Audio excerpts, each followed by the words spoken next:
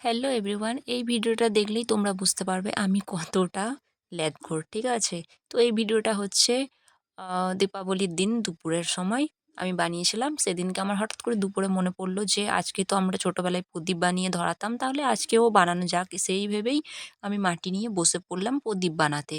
এখানে তোমরা দেখতেই পাচ্ছ মাটিটাকে ভালো করে সেনে নিয়েছি। তারপর এই যে প্রদীপের শেপটা যেভাবে দিচ্ছি, তোমরাও বানাতে চাইলে এভাবেই শেপ দিয়ে নেবে। এই দেখো আমি বানিয়ে সেগুলো আলাদা করে রেখেছি। এর আগেও অনেকগুলো বানিয়েছি, তাই একটা বানিয়ে দেখালাম।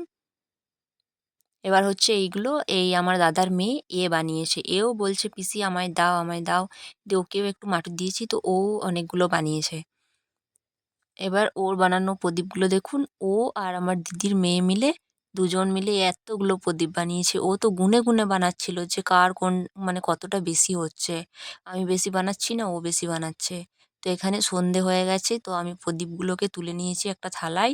এবার এগুলোকে রেডি করে তেল দিয়ে ধরিয়ে জায়গা মতো দিয়ে দেব। আর এই রইল তোমাদের জন্য কিছু স্লো মোশন শর্টস।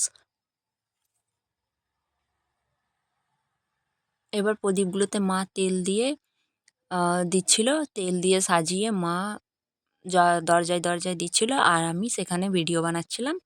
আর তারপর সব তুলসী তলায় দিলাম। আর আমাদের এখানে কুয়োতেও প্রদীপ দেয়। তোমরা কারা, কারা দাও একটু জানিও। ভিডিওটা ভালো লাগলে লাইক, কমেন্ট, শেয়ার করে দিও।